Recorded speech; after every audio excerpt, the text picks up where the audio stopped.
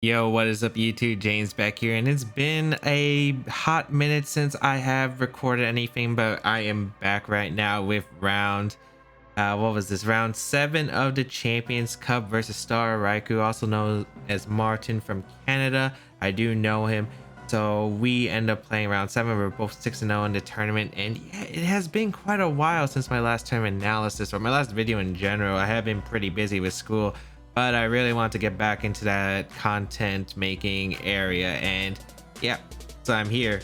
If you don't mind, if you do enjoy these videos, be sure to support them by leaving a like down below and leaving a comment down below, and let me know about the new microphone I'm using. I'm using a new microphone. Let me know your thoughts about it down below in the comments. So we got Dusclops, a Dragapult, Sableye, Arcanine, Milotic, Ferrothorn, same team I've been using, against Martin's team of Corviknight, Rotom Wash, Excadrill, Charizard, Grimmsnarl, and Tyranitar. And I'm like, this is a really hard matchup because of the fact that Grimmsnarl pretty much invalidates me going the Dragapult plus the Sableye because it can be really annoying with like Thunder Waves, and I don't want that happening.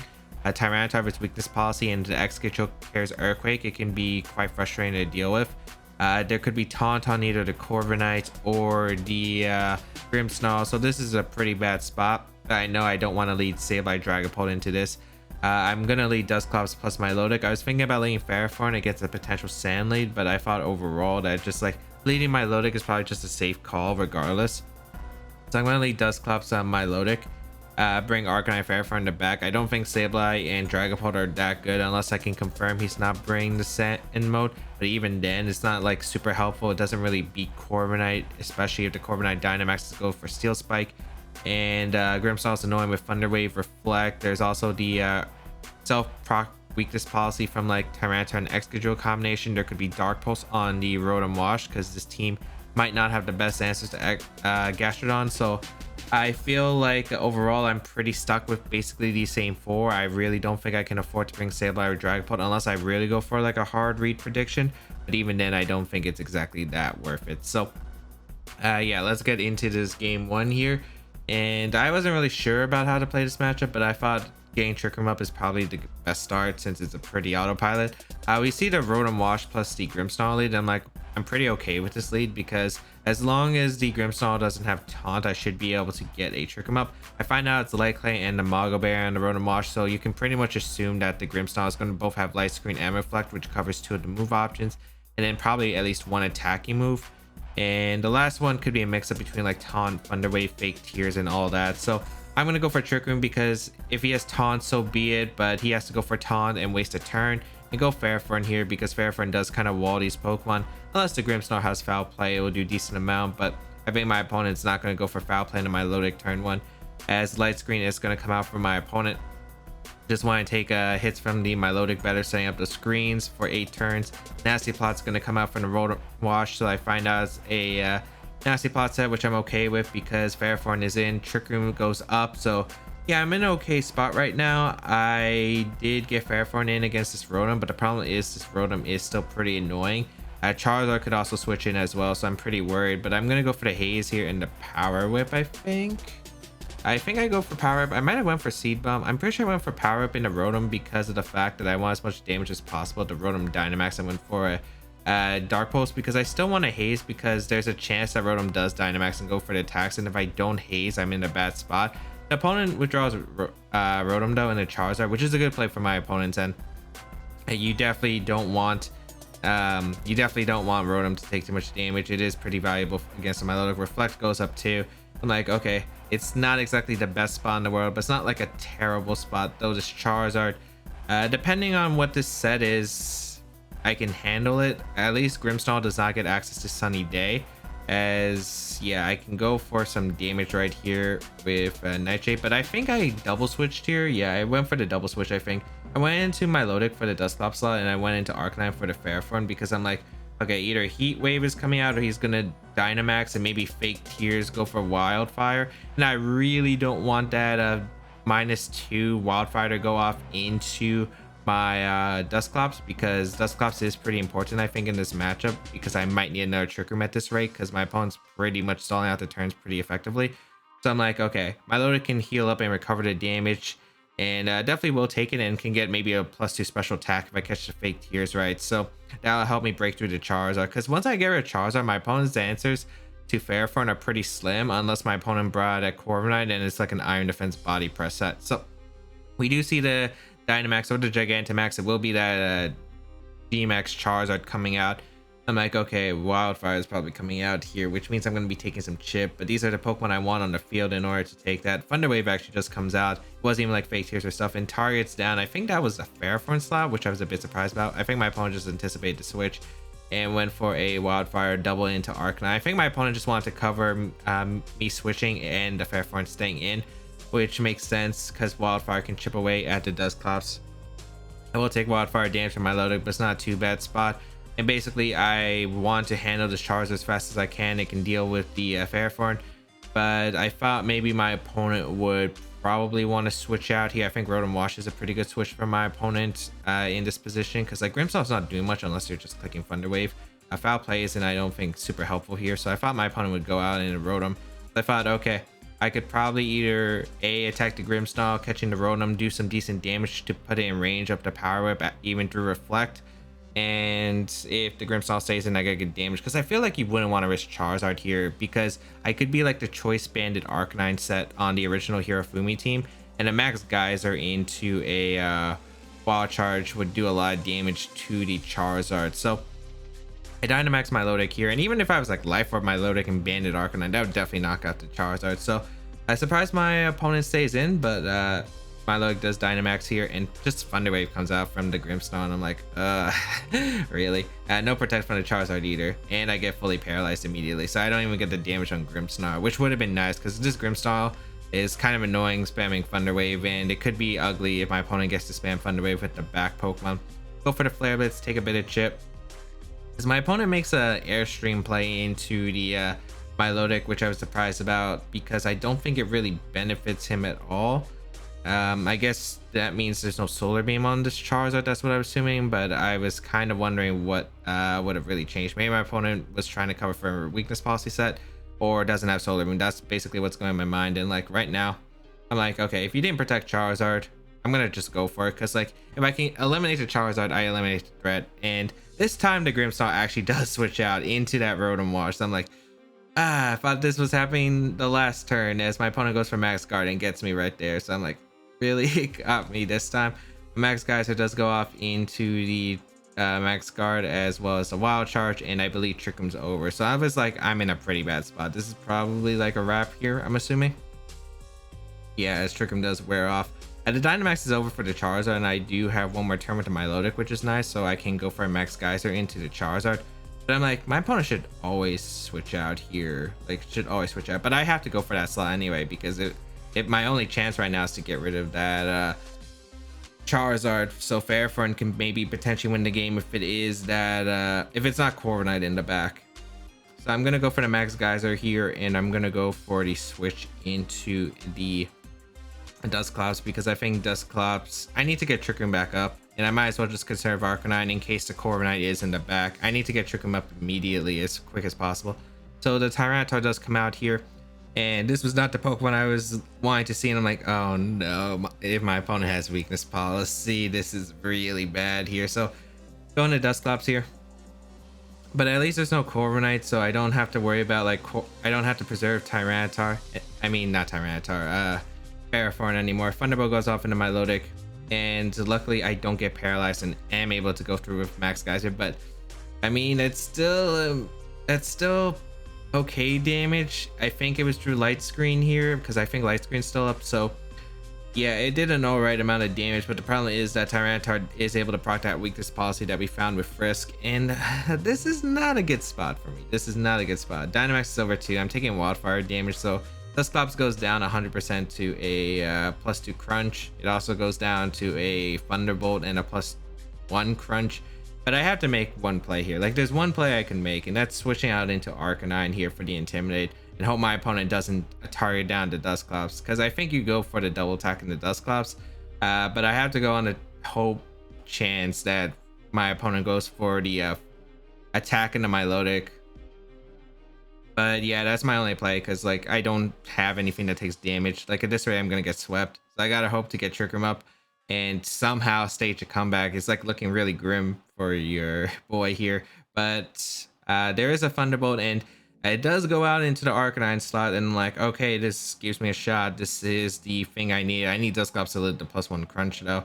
As Tyranitar does go for the crunch at +1 after the weakness policy intimidate, I do survive, which is absolutely huge. Defense drop, not too bad here, as I am able to get the Trick Room up, and that is really huge. Now I get to bring out my Ferrothorn and hopefully use the momentum for these Trick Room turns, but I still think it's pretty bad though, because I think I'm gonna lose to Charizard in the late game, I feel like, but like I have a chance though. I have a chance. So I have to power up into Tyranitar because I can't risk Seed Bomb, because I don't think it will KO the Tyranitar at the range of that. So I'm gonna go for a power up, and I am gonna go for the Pain Split. My opponent could easily just make a Protect play, could switch out into Charizard. At this rate, like, I have to go straight forward. I can't even switch out into my Milotic, because if my opponent targets the Milotic slot with like one of his Pokemon, if they attack here, I'm in a bad spot. So my opponent actually switches out the Rotom into the Grimmsnarl just to avoid, I guess, the Pain Split from healing too much, which I'm like completely okay with. Probably wants to reset the screens too, because of the fact that the screens are going to be wearing off in, I think one wears off this turn, I'm pretty sure. Pain Split able to heal up the Dusclops and chip away the Grimmsnarl, but it's not in Nightshade range, as the light screen does wear off, and I'm like, okay, light screen doesn't really matter too much. I gotta go for the power up here. I was thinking of Gyro Balling because I was considering trying to snipe the Charizard, but like I can't risk it. I have to attack the Tyranitar, and I don't think you should hard switch into Charizard because that sounds like a terrible play. Thunder Wave actually just comes out from the Grimmsnarl, which I was surprised about, but I do dodge it, which is nice. Not really, because it wouldn't matter too much. It would have only mattered if my opponent got Paris, but makes sense because you don't need light screen up immediately. Actually going to come out into the Grimmsnarl, but it doesn't knock it out, but the screens do wear off, which is pretty nice. But now my opponent gets a switch into the Charizard here, and right here is a bit of an interesting spot because like I'm not in the best spot right here. I really am not. So I think I have to switch into my Milotic here, and I think I go for Nightshade. I knew that Ferrothorn probably lived an attack from the Charizard in rain with the Assault Vest, but I wasn't gonna risk it. I was gonna risk like Blast Burn at this point, so because I wasn't sure. I was pretty confident, but like I just don't think I risk it. And there's a chance that Charizard protects here, so I'm like, okay, I can go Milotic here and maybe get a recover off. So my opponent does go for Reflect with the Grimmsnarl, which means Ferrothorn's not going to be able to KO the Rotom. Nightshade is going to come out into the Grimmsnarl, which is able to pick up the KO onto Grimmsnarl, so the Rotom and Charizard, the last two Pokemon. Air Slash comes out into the Dusclops slot, which I thought was a bit interesting. I guess just wanting damage on the Clops. Surprised there's no Heat Wave. I'm assuming that the Charizard doesn't have Heat Wave now based on the moves, which I'm probably thinking it is Blast Burn at this point. The Rotom comes out, and under Reflect, I'm not going to be able to pick up a knockout. So this is still pretty bad. I think that this is the... I don't think this is the last turn Trick Room, but I think I go for Pain Split and Recover anyway. I think this is actually the last turn Trick Room.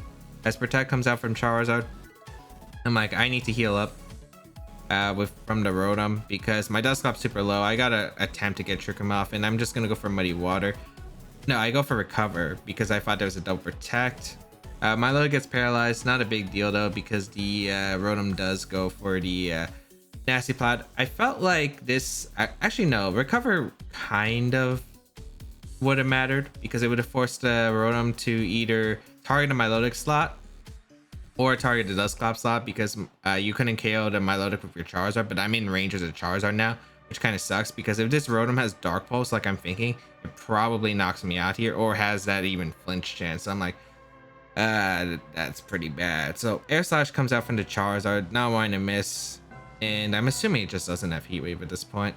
So the Milotic goes down here, and no Dark Pulse, which was like huge. So I'm like, I probably lived this, and I do live this. I think I lived Hydro Pump too, assuming no crits, of course. So no Dark Pulse most likely on the Rotom, because I think he would have went for the risk there. And now, okay, I'm like, okay, I can go Ferrothorn here, and I gotta hope that this Rotom doesn't have Protect. I think that was my only play here. I knew Power Up definitely killed the Rotom at the range it was at, so I'm like, it's my best chance. So I'm gonna go for the Pain Split here in the Charizard, try to recover some HP, and Power Up No protect came out from the Rotom, as I am able to go for the power up there and knock out the Rotom through the reflect, which was absolutely huge because that allows my Dusclops to most likely 1v1 the Charizard, as I will go for the pain split into the Charizard. We trade some HP and Mystical Fire, and I was like, when I saw this, I was like, what? I was like, what? Does a lot to Fairform, by the way. That did a lot to Fairform, but I am able to survive with the Assault Vest. But I'm like, what is this team? I'm like, Mystical Fire. I guess I wasn't even sure about this. I was super confused about Mystical Fire because you don't really see Mystical Fire Charizard at all. I'm like, do you not have Flamethrower? Do you not have Overheat? Do you not have Blast Burn? I'm guessing my opponent didn't click Blast Burn there or Overheat because he wanted to target down the Clops, but I was still super surprised. I am able to knock out the Charizard with the knockoff plus the Nightshade. We do get to find out it was the Charlie Berry set, and we will take the first game. I'm like, this set super confused me. I was like, how did I just win? I don't even know. I was like Grimmsnarl was super annoying with the screens and the Thunder Wave. It felt like I was playing Star Fox, and I was facing Andros, because that's what Grimmsnarl looks like to me. It looks like Andros from Star Fox. I don't know if anyone's played that game before, but I've only played it once, and that was the 3DS version. But it was still a lot of fun, I remember. Definitely. But I'm like, okay, I somehow won game 1. So maybe, like, I didn't even have like good spots. I feel like I was in a bad spot most of the time, but luckily I was able to pull through, and I'm like, okay, probably same thing again, because again, I think the lead is I think it's just very tough for me regardless at this team, because it just depends on what my opponent leads. Grimmsnarl super annoying. Tyranitar Excadrill could be super scary if it is Earthquake on the Excadrill. So I'm like, okay, I'm still gonna try it, because like if it's not broke, I'm not gonna fix it yet, especially since I still don't even know how to play this matchup correctly, I feel like, because it really just depends on the sets, I think. So yeah, we're gonna go into game 2. Not much really I have to say. I was trying to think like how I win this and what if he made any adjustments, and Corviknight was actually the adjustment here. My opponent leads it with Rotom Wash, and I'm like, okay, I lead Dusclops Milotic, and I pretty much make the same Fairform play, I think. No, actually no, I think I just go for Muddy Water and trick him here, because I was like worried about a body press catch, and I just wanted some damage at this point to try and put these, like, I want to put Rotom in range of Seed Bomb potentially if the screens aren't up, and I do need some chip damage. As my opponent goes for Nasty Plot turn 1 immediately, which I was actually surprised about. So I'm like, is this Taunt Corviknight? And that's what I was thinking. I was like seeing if this was Taunt Corviknight, and again I go for Trick him because, like, if you have Taunt, you reveal it, and I get to plan for it for game 3 at this point. Since I'm up a game, I can make it. So Muddy Water, Mirror Armor activates, gets my competitive boost. Not really that huge of a deal though, as the I do get an accuracy drop on Rotom though, which is actually pretty nice. Bulk Up does come out from the corner. I'm like, I was super confused about this turn 1 because I revealed Haze on the Dusclops in game 1. I was like, why did you set up with both Pokemon here? And yeah, I'm very confused. I was very confused about that. I'm like, I click Haze, free Haze. There's really no punish here, and I can go out into my Fairform here. This Body Press isn't going to do too much, and I can afford to switch now. The Corviknight switches out into the Grimmsnarl. I think maybe just now I want to take a Max Geyser at +2 from my Milotic, which is a play I could have done, but I feel like it was just better to go Fairform because I don't have to knock out the Corviknight right here. So I go Fairform here. So my opponent Dynamaxes right away with the Rotom Wash. So I'm like, okay, this is pretty good for me. This is pretty good for me because as long as it's not the Rotom spreading Max Darkness, and even if that's the case, I could keep clicking Haze. Like, I'm in a pretty good spot right here because nothing's really threatening my Fairform unless the Charizard comes out, and my opponent already used the Dynamax, so feeling pretty good because I can win late game depending on what's in the back. And I'm assuming Arcanine could win in the end game too if I get rid of the Rotom. Max Lightning comes out. I think my opponent really did expect me to Dynamax and try to KO the Corviknight, which is why my opponent wanted to Dynamax, go for the attack into the Milotic. Looking back at it, as yeah, I'm like in a pretty good spot now, and I can just go for a Nightshade and Gyro Ball into the Grimmsnarl. I don't have to target down the Rotom. It's not doing much damage to my team, especially without the plot boost. It can only do damage if it's going for Max Darkness. And if I can chip away, I get more value of getting rid of the other slot, because Grimmsnarl was annoying the last game, spreading Thunder Wave and getting these screens up. So I might as well just get rid of it before it can spread more Thunder Waves against my team. Fireball gonna come out into the Grim Snarl, which does a good amount to reflect, and I am able to get a Nightshade off. So I put this Grim Snarl at a range of like 80% or like 20%, or I do 80% of damage, 20%, you know. As Max Geyser does come out into fair form, I'm like, I don't get that play at all. That weakens your Charizard in the back. So I was like really confused on the Max Geyser play. I guess maybe my opponent wanted as much damage to fair as possible, but like it wasn't even a massive damage and really didn't change anything. So I was like super confused about that play. I'm gonna keep targeting the Grimmsnarl slot because I know Corviknight could probably switch in, but I'm like, it doesn't really matter. I think I just always go for Gyro Ball plus a Nightshade in case I could KO the Grimmsnarl and get a Nightshade off in the Rotom, or I basically catch whatever switching in. Gyro Ball does a decent amount to Corviknight, as Nightshade will come out into the Corviknight as well and do an okay amount of damage, and it reveals it's Citrus Berry on the Corviknight, and I was like, wait, it wasn't Citrus Berry on the Rotom? I actually forgot it wasn't Citrus Berry on the Rotom. As Max Lightning comes out into Dusclops, and this is a really weak Rotom. I'm assuming it's like timid, max speed and max HP, because it doesn't have offense, it looks like, because I feel like Max Lightning should have done more. Dynamax is over, and I'm like, okay, this is a pretty good spot for me, because I get to click, I think I go for Nightshade, and I think I can double up the Rotom here with Nightshade Power Whip, because since it's not Citrus Berry on the Rotom, I can knock it out assuming I hit Power Whip. So the Rotom is going to retreat here and go out into the Charizard. I'm like, okay, that's still free damage, and the Charizard's really not as threatening now because there's no Gmax Wildfire that could be used because of my opponent Dynamaxing the Rotom. So I go for Power Whip into that Charizard slot. I go for the Nightshade as well into that Charizard, get some nice chip, and Bulk Up comes out from the Corviknight, and I'm like, okay, I think Trick Room's over at this point, but like my opponent can't knock out Dusclops immediately without... Yeah, like my opponent can't knock out the Dusclops immediately with these two Pokemon. So not gonna sack Ferrothorn because it's useful against the Rotom. I'm definitely gonna switch out. My Milotic's a pretty safe play overall. As long as I don't get Air Slash Flinch, which is basically what I'm hoping for, is not to get Air Slash Flinch, I should be able to win. As Air Slash does come out, my opponent had to go for this win con, I feel like, at this point, because it's pretty bad for my opponent at this rate if you don't get the flinch. Brave Bird comes out on Dusclops. It does a lot because of the +1. But I am able to successfully set up Trick Room, and I'm like, oh, I'm in an amazing spot now. Muddy Water does knock out the Grimmsnarl at this range. Rotom comes in, it's taking a bit more chip, and I won't even have to click Power Up at this point. I can go for the Pain Split and heal up on the Corviknight. I should be able to live a Brave Bird, and Muddy Water will knock out the Charizard, assuming it connects. So, felt pretty good about this position. There really isn't much my opponent can do here, as yeah, it was basically straightforward. Like Pain Split and the Muddy Water even might knock out the Corviknight at this rate, so there really isn't anything my opponent can do. You sack Grimmsnarl, you protect Charizard. There's a few things. I know Protect comes out as I do Pain Split up on the Corviknight and heal back, and the Corviknight reveals Roost, and it's actually slower than my Milotic, so I actually don't think I remember that speed interaction before when it happened on turn 1. But yeah, Muddy Water does come out and is able to connect with both Pokemon fortunately, so I'm able to knock out the Charizard as well as get some okay damage on the Corviknight. Like, it's pretty bulky, that Corviknight though, because that Corviknight took that Muddy Water decently well.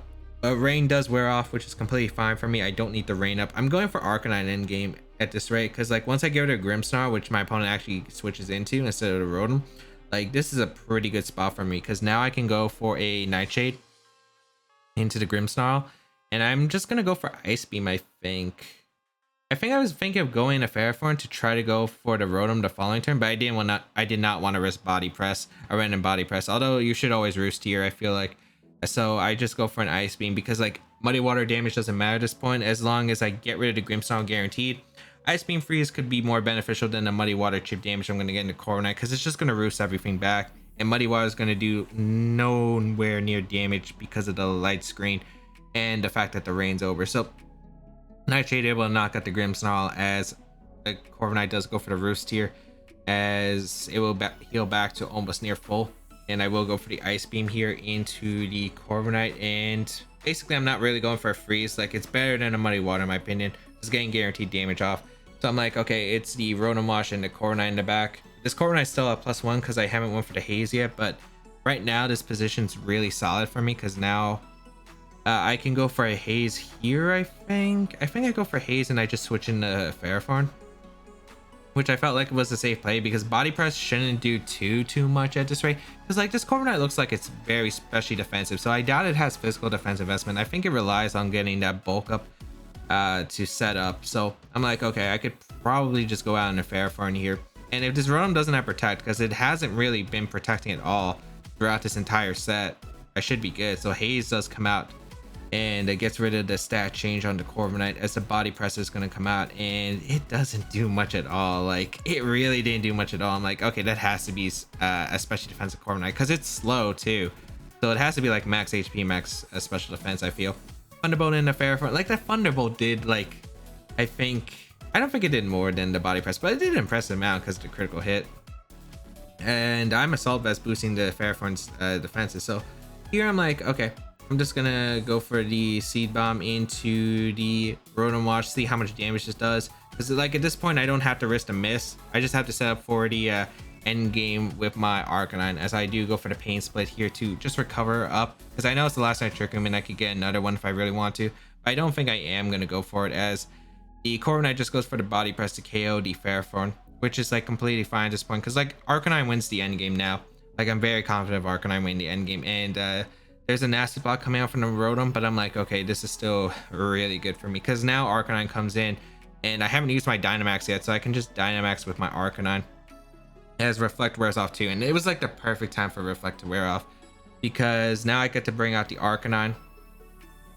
Intimidate's gonna be Reflect by Mirror Armor, so I'm gonna be -1, but at the range the Corviknight's at, since it doesn't have a bulk up, I can just go for the Dynamax Max Flare into the Corviknight. Since this Corviknight, we revealed the entire moveset, it doesn't have protect, and yeah, it's just a safe play just to go for a Nightshade at this point and go for the Max Flare, because Rotom could have protect. I was thinking maybe I could go for a Max Lightning and the Rotom knock it out, but like, I don't think it changes much at this point. I know that the Corviknight doesn't have protect, so once I give it a Corviknight, this game's a wrap. Even if the Rotom's at +2, like, I don't think it can win at this point, because unless my opponent, I guess, double crits me. Like, you have to crit this turn with the Hydro Pump, and then you have to crit the Dusclops, but even then, like, I still think Ice Beam KOs after the Nightshade damage. So Max Flare comes out, does knock out the Corviknight after the Dynamax from my Arcanine, and that's why I like Life Orb Arcanine on this team, because I'm able to fully utilize Dynamax Arcanine more efficiently than if I was just a Choice Band set.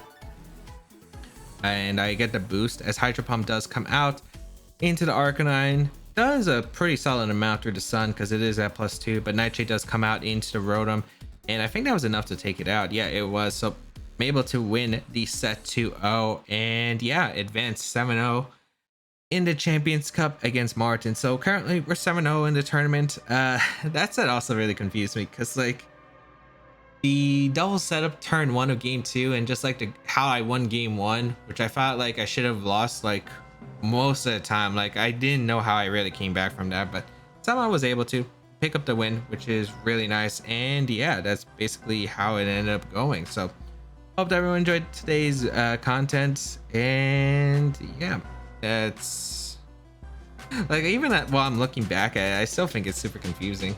Like, I'm still amazed that I somehow won game 1, but yeah, I guess it's because the Charizard only move was either only Mystical Fire or it was both Blast Burn, Mystical Fire, which I feel like is the more likely set. I don't know if it had Solar Beam. I feel like it probably should have, because I feel like Gastrodon could be annoying, but I'm not exactly too sure. But leave your thoughts down below in the comment section down below.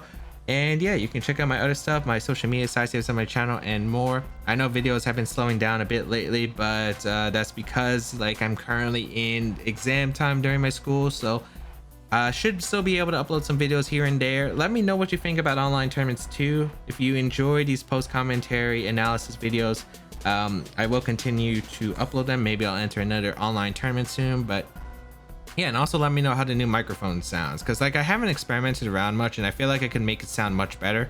But let me know your thoughts down below in the comments. But otherwise, thank you all for tuning in. Have a great day, people, until we battle again. I'll catch you all later.